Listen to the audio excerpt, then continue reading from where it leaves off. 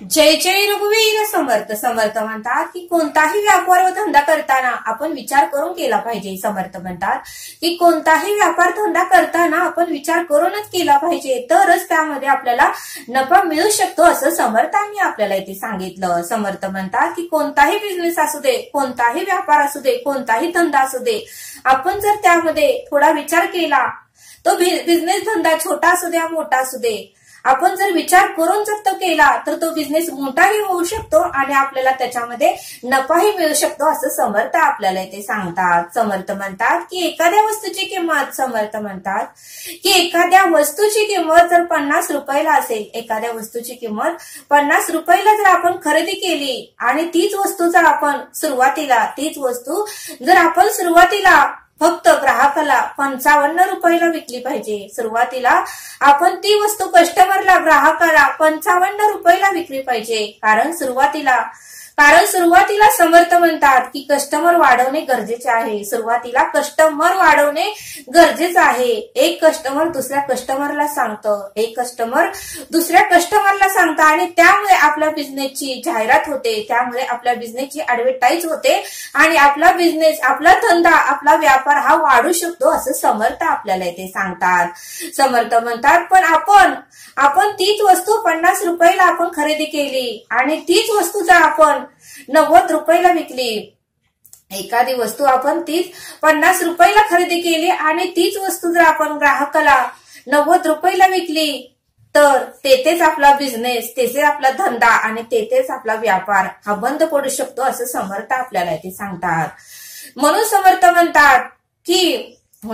म्हणतात की एकदा जास्त नफा कमवून, समर्थ म्हणतात की एकदा जास्त नफा मिळवून बिझनेस बंद पाडायचा आहे की कमी नफा मिळवून बिझनेस वाढवायचा आहे, हे तुम्हीच ठरवा असं समर्थ आपल्याला इथे सांगतात. समर्थ म्हणतात की 50 रुपयाची वस्तू जर आपण 90 रुपयाला विकली तर समर्थ म्हणतात 1-2दाच कस्टमर पाहतील आणि नंतर मात्र आपला बिझनेस बंद पडू शकतो, आपला धंदा बंद पडू शकतो. आणि म्हणूनच समर्थ म्हणतात की एकदाच भरपूर नफा मिळवून बिझनेस बंद पडायचा आहे का कमी नफा मिळवून बिझनेस वाढवायचा आहे, हे तुम्ही ठरवा असं समर्थ आपल्याला इथे सांगतात. समर्थ म्हणतात की कोणताही व्यवसाय धंदा करताना, समर्थ म्हणतात की कोणताही व्यवसाय धंदा करताना त्रास हा होणारच आहे. कोणताही बिझनेस करताना, कोणताही व्यापार करताना त्रास हा होणारच आहे. पण समर्थ म्हणतात की ज्या व्यक्तीकडे चित्त आहे, ज्या व्यक्तीकडे चिकाटी आहे, ज्या व्यक्तीकडे सहनशक्ती आहे,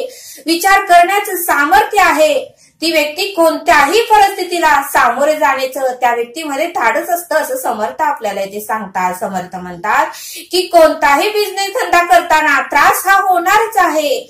मग समर्थ म्हणतात की ज्याच्याकडे चित्त आहे, ज्याच्याकडे चिकाटी आहे, ज्याच्याकडे सहनशक्ती आहे, ज्याच्याकडे विचार करण्याचे सामर्थ्य आहे, ती व्यक्ती कोणत्याही परिस्थितीला घाबरत नाही. ती व्यक्ती कोणत्याही परिस्थितीला सामोरे जाण्याचे धाडस त्या व्यक्तीमध्ये असतेच असं समर्थांनी आपल्याला इथे सांगितलं. आणि म्हणूनच समर्थ म्हणतात की ती व्यक्ती कधीही हरत नाही आणि त्याचा व्यवसायही कधीच बंद पडत नाही. ती व्यक्ती कधीही हरत नाही आणि त्या व्यक्तीचा व्यवसायही कधीच बंद पडत नाही.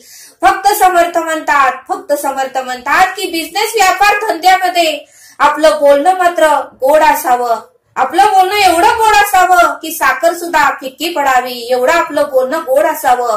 आपल्या बोलण्यामध्ये नम्रता असावी. समोरच्या व्यक्तीचं बोलणं आधी पूर्णपणे आपण ऐकून घेण्याचं सामर्थ्य आपल्यामध्ये पाहिजे, तरच आपण कस्टमरची मनं जिंकतो असं समर्थांनी आपल्याला इथे सांगितलं. समर्थ म्हणतात की आपलं बोलणं गोड पाहिजे, आपल्यामध्ये नम्रता पाहिजे, कस्टमरची मनं आपण जिंकली पाहिजे. मग तो कोटनही आपल्याला शोधून काढतो. मग तो आपण कुठेही कोपऱ्यात असलो तरी तो आपल्याला शोधूनच काढतो. आपला स्वभाव आणि आपला व्यवहार आणि आपली नम्रतेचं बोलणं त्याला आवडलेलं असतं असं समर्थांनी आपल्याला इथे सांगितलं. आणि म्हणूनच समर्थ म्हणतात की पावसाचं पाणी, पावसाचं पाणी, नदीचं पाणी, ओढ्याचं पाणी हे कधीही थांबत नाही. ते डोंगर येऊ दे, खडकाळ जमीन येऊ दे, खड्डे येऊ दे, माती येऊ दे, ओबड-दोबड जागा येऊ दे, ते सगळ्याला पार करून समुद्र गाठतच. बघा म्हणले समर्थ, आपल्यालाही असे प्रसंग व्यवसायामध्ये, धंद्यामध्ये, बिझनेसमध्ये येणारच आहेत. त्या सर्वांना आपण सामोरे जाऊन समुद्रासारखा आपला बिझनेस वाढवता आलाच पाहिजे असं समर्थांनी आपल्याला इथे सांगितलं. आणि त्यासाठी समर्थ आपल्याला एक बोध देतात. एका गावामध्ये साखर विकणारे 2 व्यापारी होते. एका गावामध्ये साखर विकणारे 2 व्यापारी होते.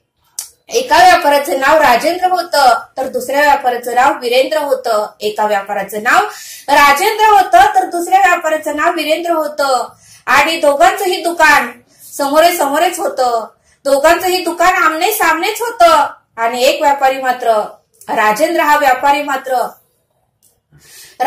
व्यापारी मात्र साखर 25 रुपयाला विकत होता आणि वीरेंद्र मात्र 30 रुपयाला विकत होता. राजेंद्र हा साखर आपल्या दुकानातली 25 रुपये किलोने विकत होता, तर वीरेंद्र आपल्या दुकानातली साखर ही 30 रुपयाने विकत होता.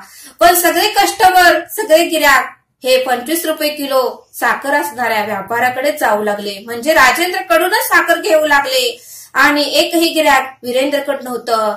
त्यावेळेस मात्र त्या वीरेंद्र व्यापाराला मात्र वाईट वाटू लागलं की सगळे गिराक हे राजेंद्रकडेच चालले आहेत, माझ्याकडे का येत नाहीत.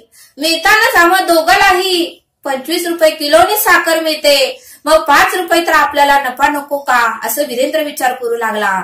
राजेंद्रने पण साखर 25 रुपये किलोनच खरेदी केली होती आणि तो कस्टमरला मात्र 25 रुपयानच विकतोय, त्याला 1 रुपयाही नफा नाही, त्याला कसं परवडतं, असं वीरेंद्र विचार करू लागला.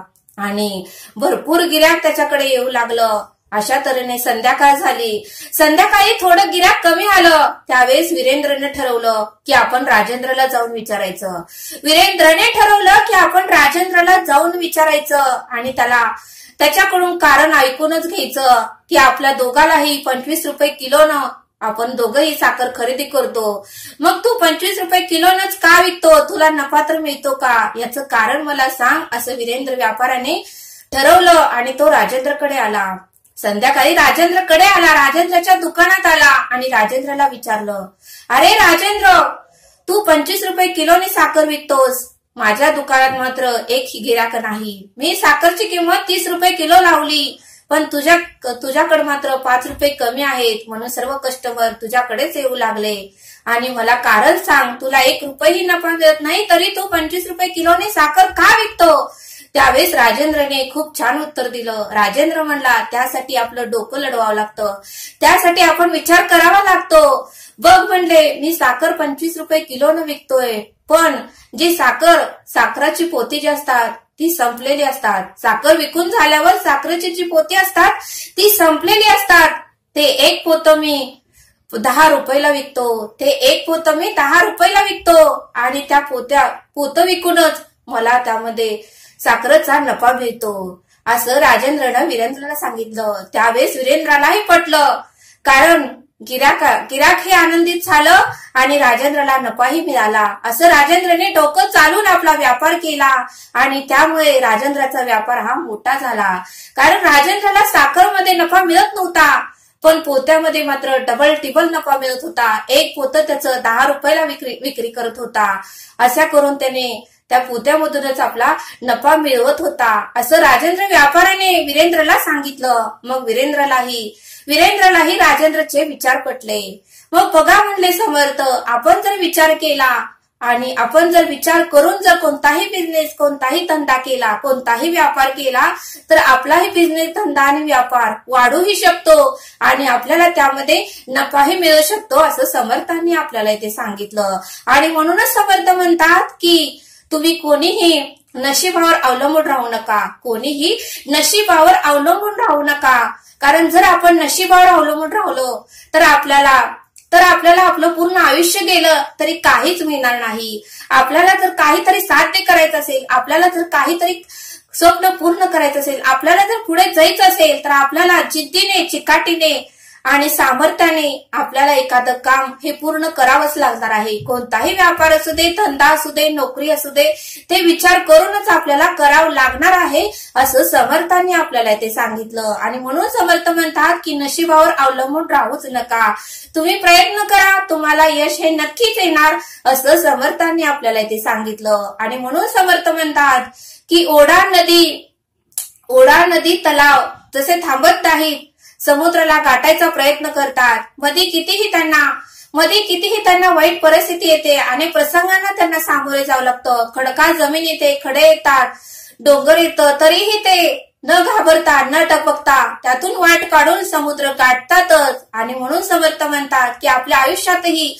प्रसंग येणारच आहे, त्रास होणारच आहे, दुःख येणारच आहे, वेदना होणारच आहे, त्या सर्वांना आपल्याला सामोरे जाऊन आपला बिझनेस, धंदा आणि व्यापार आपल्याला वाढवायचाच आहे असं समर्थांनी आपल्याला इथे सांगितलं.